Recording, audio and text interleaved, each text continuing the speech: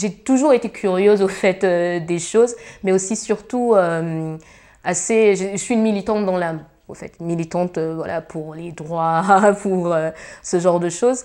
Et la mode pour moi, donc, comme je disais, ça m'a permis de développer ma créativité. Et au-delà de ça, ça m'a permis d'utiliser cette créativité-là pour le mettre en lien avec mon côté militante. Et donc, je suis centrafricaine. Et la Centrafrique, c'est un pays voilà, qui, depuis son indépendance en 1960, a vécu plus de 8 coups d'État. Donc on parle de nombreuses générations, de quasiment 3 générations qui n'ont connu que ça finalement. Et donc si je mets en lien avec la créativité, ma question c'était comment utiliser voilà, mon amour de la mode pour participer à l'effort de paix, surtout dans le cadre du conflit, du dernier conflit qu'on a en ce moment, dans l'effort de paix. Et la paix se construit aussi sur le caractère économique.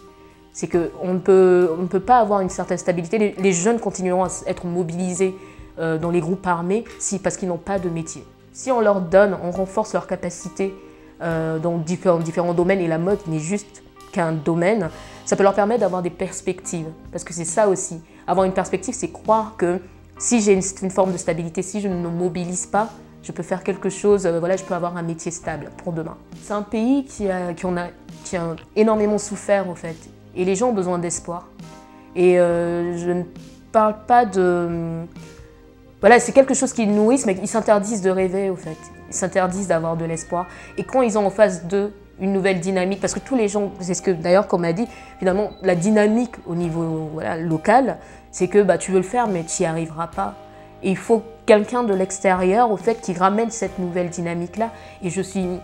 Voilà, elles sont très créatives. Si vous voyez leur création, elles sont très créatives. Elles sont très créatives, mais elles sont frileuses, au fait. Parce qu'elles se posent la question, est-ce que demain, si je fais ça, mais ils vont devenir tout cassés encore à cause du conflit, mais est-ce que les gens achèteront ce que j'ai fait? Donc voilà, il redonner confiance aux gens, au fait, finalement.